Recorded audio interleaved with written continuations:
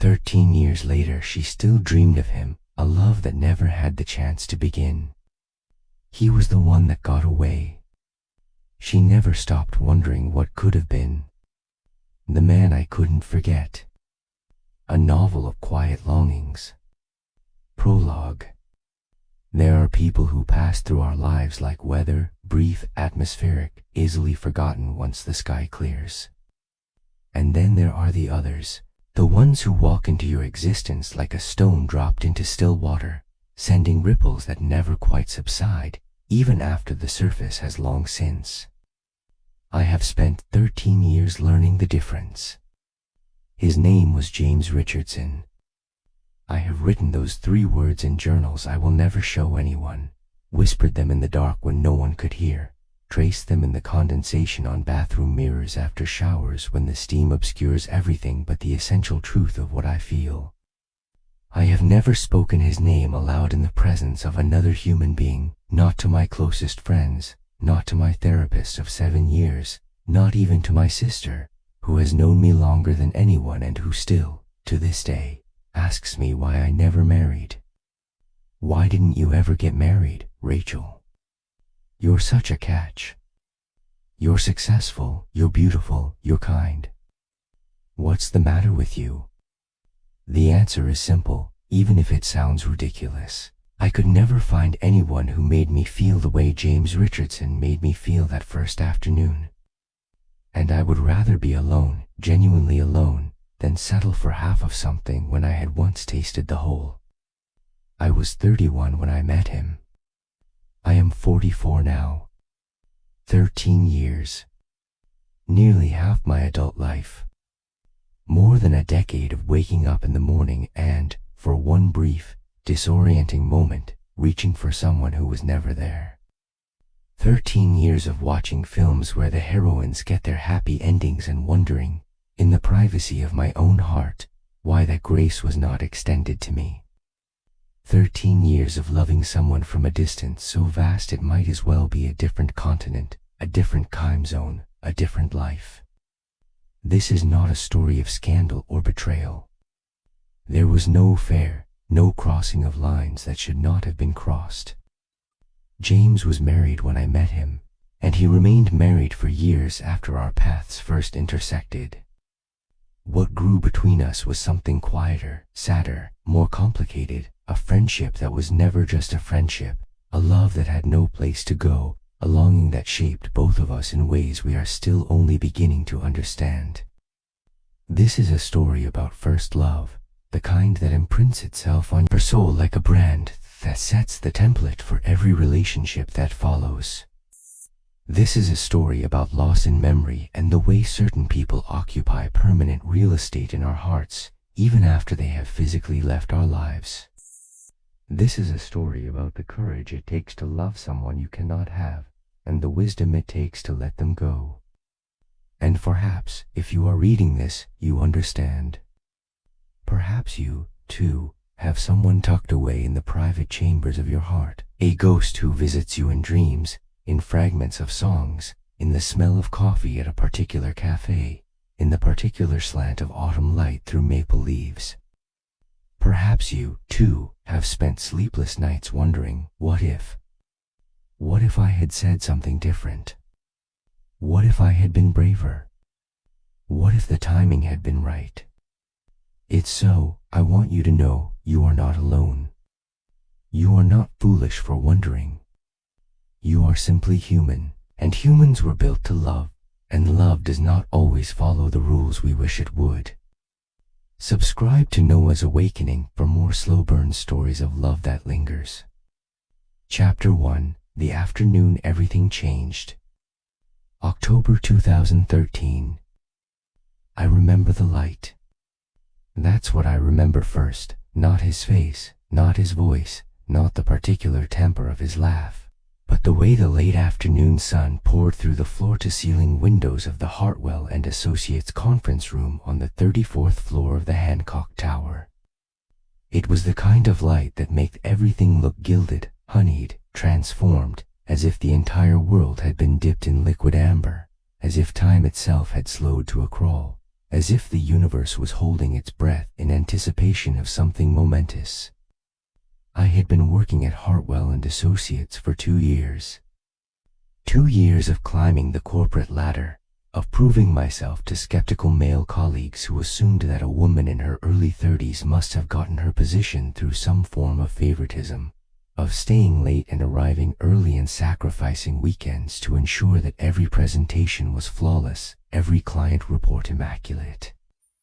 I was a senior marketing strategist, good at my job, maybe exceptional, certainly driven to the point of obsession. My colleagues called me the Ice Queen behind my back, though never to my face. They admired my competence, respected my work ethic, but there was something about me that made them keep their distance. I was too serious, too focused, too controlled. I had learned early that if you don't give people an opening, they can't hurt you. And so I had built walls, beautiful, invisible walls, and I had hidden behind them, convincing myself that I preferred it that way. The truth, which I shared with no one, was that I was lonely. Deeply, achingly lonely. The kind of loneliness that settles into your bones like winter frost, that makes you wonder, in the small hours of the night, whether anyone in the world truly knows you. I had friends, colleagues who became casual companions, women from my graduate school cohort whom I met for brunch every few months, but there was no one who knew the real me. No one who had seen behind the mask I wore so effortlessly. No one whose presence in a room made me feel safe, seen, understood. I had ended a 3-year relationship 8 months prior. His name was Michael. Michael Chin, ironically, no relation to my boss, Margaret Chin, though we joked about it often. Michael was sweet, kind, decent, the kind of man any sensible woman would be lucky to marry. He worked as a pediatric nurse at Massachusetts General, had a warm smile and a gentle disposition, and loved me with a devotion that I did not deserve. He had proposed on Valentine's Day, in the restaurant where we had our first date, down on one knee in front of the entire dining room, holding a ring that had been his grandmother's. I had said no. I told myself it was because I wasn't ready. Because I was focusing on my career, on establishing myself professionally before I could give myself to someone else. Because Michael wanted children and I wasn't sure I did. Because he dreamed of a house in the suburbs and I wasn't sure I wanted the same things. I told myself 100 reasons, all of them reasonable, all of them hollow. The truth, which I could not admit even to myself at the time, was simpler and more devastating. I didn't love Michael the way he deserved to be loved. I liked him enormously. I respected him. I cared about him. But the fire, the spark, the all-consuming intensity that I associated with true love, that was absent.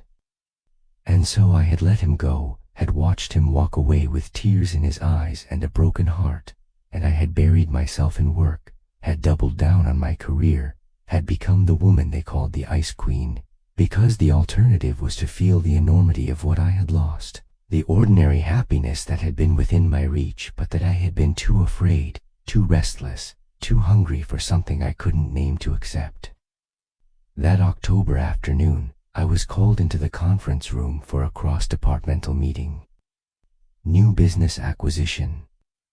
A potential client, Richardson Holdings, a biotech investment firm with a reputation for innovation and growth. Margaret had been chasing this account for months, and landing it would be a significant win for the firm. I arrived 3 minutes early, as I always did. The conference room was already half full, Margaret at the head of the table, 2 junior associates flanking her, legal counsel reviewing contracts on the far side. I took my usual seat near the window, positioned so that I could see both the presentation materials and the door, and I pulled out my tablet to review the briefing documents one final time. And then he walked in. I didn't look up at first. I was focused on the tablet, scanning quarterly projections, making notes in the margins about potential strategy angles.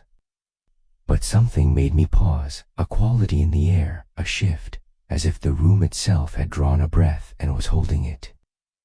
The hair on my arms stood up. A chill ran down my spine. And even before I looked up, I knew with a certainty that felt almost supernatural, that something fundamental had just changed. I looked up. He was tall, 6'2" or 3", with broad shoulders that filled a charcoal gray suit without straining it. His hair was dark, touched with silver at the temples, and he wore it swept back from a high forehead that spoke of intelligence and discipline. But it was his face that arrested me, strong jaw, straight nose, eyes the color of weathered oak, warm brown with flecks of gold that caught the amber light streaming through the windows. And when he smiled, a small, reserved smile that seemed to hold back more than it revealed, something in my chest tightened so violently that I thought, for one irrational moment, that I was having a heart attack. It was like being struck by lightning, they say. But that comparison is wrong. Lightning is violent, shocking, over in an instant. What I felt was slower, deeper, more devastating, like the tide going out and leaving the seabed exposed, like the ground shifting beneath your feet, like the sudden, fortuitous understanding that your life has just divided into two parts, before this moment and after.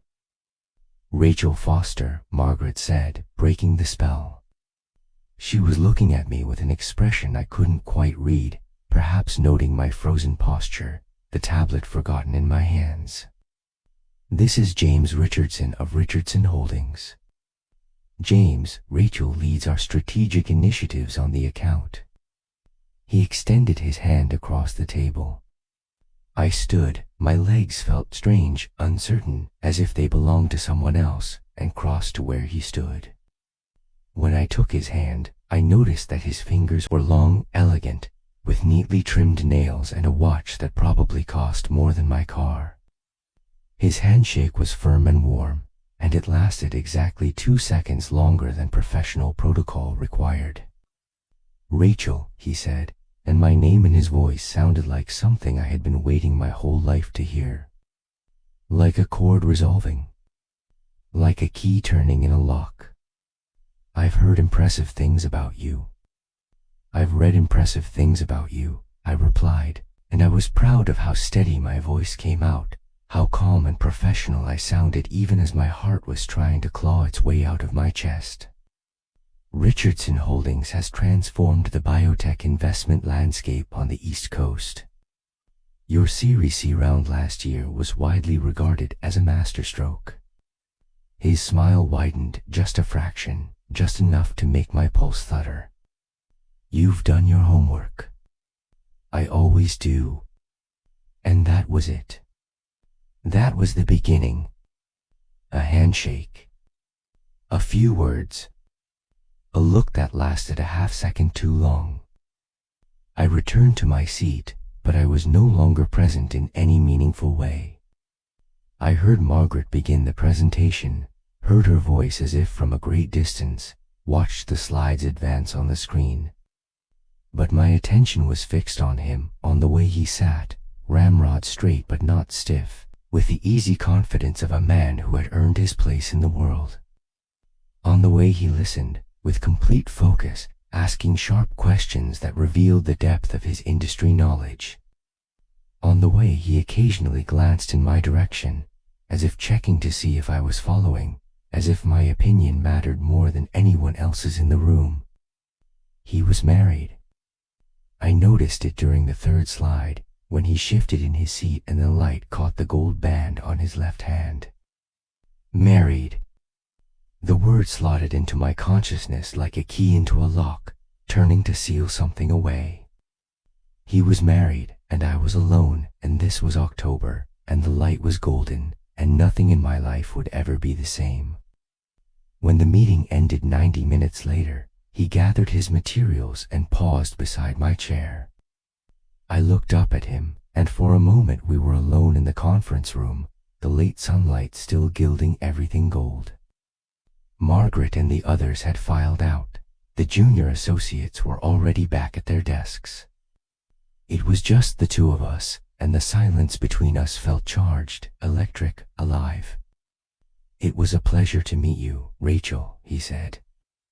His voice was low, quiet, meant only for me. "I hope we're working together closely on this." "I look forward to it," I said. My voice came out softer than I intended, almost intimate. "We've already begun preliminary strategy recommendations. I'll have them to you by end of week." "Excellent." He held my gaze for a moment longer than professional courtesy demanded. Then, very slowly, almost imperceptibly, he nodded, a small gesture that felt like a promise. "Good night, Rachel." "Good night, James." He walked away. I watched him go, the confident stride, the broad shoulders, the silver-touched hair catching the light, and I sat in that conference room for 5 more minutes, my heart pounding, my hands trembling slightly against the surface of the table. "This is dangerous," I told myself. "You know better. You just ended things with Michael because you weren't ready for love, and here you are, feeling this way about a man you've known for 90 minutes. A married man. You know how this story goes. You've seen it before, in other people's lives, in movies and novels, and the sad, messy reality of other people's affairs. You know it's a dead end." But even as I said it, I knew I was lying to myself. This was different. This wasn't desire or ambition or loneliness. This was something older, deeper, more fundamental, the sense, which I had never felt before and have never felt since, of having found someone who matched my frequency exactly. Someone who saw the world the way I saw it. Someone who asked the questions I would have asked, who noticed the details I would have noticed, who carried himself with the same quiet intensity that I had always admired in others but never dared to embody myself. This was love at first sight. And I was already, irretrievably, in trouble. Subscribe to Noah's Awakening for more slow burn stories of love that lingers. Chapter 2: The Months We Spent Together. The following 3 months were the happiest and most agonizing of my professional life. I threw myself into the Richardson Holdings account with a fervor that surprised even me. Every strategy document I produced was a masterpiece. Every presentation I delivered was flawless. James noticed. I could tell by the way he looked at me during conference calls, by the slight smile that played at the corners of his mouth when I made a particularly sharp observation, by the email he sent after one particularly successful pitch meeting. "You were brilliant today." The board was thoroughly impressed. I saved that email. I still have it, though I haven't opened it in years. There are some messages you keep not because you read them but because they represent something, a moment, a feeling, a version of yourself that existed before everything changed. We worked closely together, as Margaret had promised. Our teams met weekly, sometimes in our offices, sometimes at theirs, a sleek glass building in the Seaport district, but I came to know as well as my own apartment. I learned his rhythms, his preferences, his habits. I learned that he took his coffee black, no sugar, always from the same artisanal roaster in the North End. That he arrived at meetings precisely on time but no earlier, because he believed in respecting other people's schedules. That he listened more than he spoke, and when he did speak, every word was chosen with care, never a wasted syllable. That he had a dry wit that surfaced occasionally, catching you off guard, a deadpan observation delivered with such composure that you would find yourself laughing 5 minutes after he made it, still marveling at the unexpectedness of it. He was, by every measure, a gentleman. The old-fashioned kind.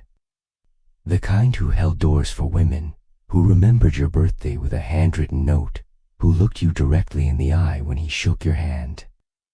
The kind who used phrases like please and thank you and I appreciate your patience without irony or condescension. The kind who made you feel, in his presence, that you were the most important person in a room, not through flattery or excessive attention, but through the simple quality of his focus, his presence, his care. But beneath that careful polish, I sensed something else. A restlessness.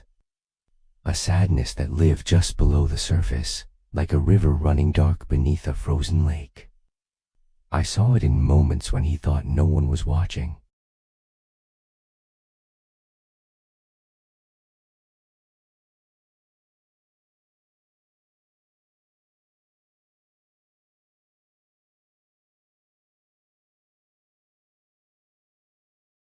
In the faint lines around his eyes, the ones that deepened when he smiled, that spoke of years and weight and the accumulated burden of a life lived at full speed. One evening in late November, we were working late on a major pitch, just the two of us in the conference room, our teams having gone home hours ago. We had ordered Thai food from the place on Temple Place, and it sat half-eaten between us, the containers cooling in the climate-controlled air. James was reviewing slides on his laptop, his reading glasses perched on his nose in a way that made him look unexpectedly boyish, and I was pretending to do the same when I heard myself speak. Do you ever feel like you're living someone else's life? The words surprised me. I hadn't planned to say them. They had simply risen to the surface, unbidden, like bubbles from a lake bed. I looked up from my tablet, embarrassed, already composing an apology, a deflection. Sorry, that was random. Ignore me. But James didn't look annoyed or confused. He looked up from his laptop, and in the lamplight of the empty office, his face looked older, more vulnerable, more human than I had ever seen it. As if my question had unlocked something in him. What do you mean? He asked. His voice was gentle, curious, with no trace of judgment. I shouldn't have said it. I knew I shouldn't have. The late hour, the quiet, the intimacy of the empty office, all of it was dangerous territory, and I knew better than to step into it with a married man, with a client, with someone I had known for only 3 months but already felt as if I had known my entire life. But the words kept coming. I mean, sometimes I look at my life and it seems like it's going exactly the way it's supposed to, I said. Good job. Nice apartment. Stable relationships. And I think, is this it? Is this what I was put on this earth to do? Just fit in? Just follow the script that everyone else seems to be following? I laughed, but there was no humor in it. My ex-boyfriend proposed to me 8 months ago. Valentine's Day, in the restaurant where we had our first date. He had his grandmother's ring. It was beautiful and romantic and exactly what any sensible woman would want. And I said no. James was quiet for a long moment. The only sound was the distant hum of the building's ventilation system, the soft tick of the clock on the wall. Why did you say no? He asked finally. I thought about the question for a long time. Longer than I should have. Longer than was professionally advisable. Because I didn't love him the way he deserved to be loved, I said finally. Because I was afraid. Because I wanted something more, something different, something I couldn't name. And I thought, maybe if I didn't settle, if I held out for the real thing, I would eventually find it. But then I met him, Michael, and he was wonderful, and I still didn't feel it. And I started to wonder, maybe the problem is me. Maybe I'm broken. Maybe I'm incapable of the kind of love that other people seem to feel so easily. The confession hung in the air between us, raw and unguarded. I couldn't believe I was saying these things to a man I barely knew, a man I had known for only 3 months, a client, a married man. But something about the late hour and the quiet and the golden lamplight had dissolved all my usual barriers, and once I started talking, I couldn't seem to stop. Do you ever feel that way? I asked. like you're living someone else's life.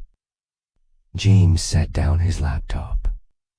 He removed his glasses and rubbed his eyes, the gesture so human, so vulnerable, that it made my heart ache. I know exactly what you mean, he said. I've spent most of my adult life building something, the company, my reputation, my family's future. I've worked 17-hour days for 15 years to get Richardson Holdings to where it is. And sometimes I look at it all, the office, the board seats, the investment portfolio, and I wonder, is this real? Would any of it matter if... He stopped, pressed his fingers to his temples. If what? I pressed gently. My voice was barely above a whisper. He shook his head. It doesn't matter. But I saw it then, the same ache I carried in myself. The same longing for something more, something deeper, something true. The same sense of standing on the edge of a vast landscape and wondering if there was, in fact, anything on the other side. We talked until nearly midnight that night. About our childhoods, his in Maine, mine in suburban Connecticut. About our families, his parents, both educators, who had sacrificed everything to give him the opportunities he had, mine, still living in the house where I grew up, my father retired from the postal service, my mother volunteering at the local library. About our secret hopes and disappointments, the dreams we had never told anyone, the versions of ourselves we had imagined becoming before reality intervened. I learned that he had gone to Harvard Business School on a scholarship, that he had worked his way through the ranks of a prestigious private equity firm before founding Richardson Holdings at 32, that he had married his college sweetheart, Caroline, and that they had 2 children, a son, Daniel, now 16, and a daughter, Sophie, 13. I learned that he loved to sail, that his father had taught him on the waters of Casco Bay, that he still went out on the water whenever he could, alone, just him and the wind and the endless horizon. I love my wife, he said, and I heard no lie in his voice. I love my children. They are the center of my world. But... He stopped again, swallowed hard. But... I whispered. I was leaning forward now, my elbows on the table, my whole body oriented toward him like a plant toward the sun. But sometimes I feel like I'm disappearing, he said. Like I'm so busy being what everyone needs me to be, the husband, the father, the CEO, the pillar of the community, that I've lost track of who I actually am. What I actually want. What would make me happy, not just successful. I reached across the table and put my hand over his. He looked at my hand on his, fair and slender against his tan, larger one, and for a long moment neither of us moved. The contact was electric, seismic. I could feel his pulse through his skin, rapid and unsteady, nothing like the composed businessman he presented to the world.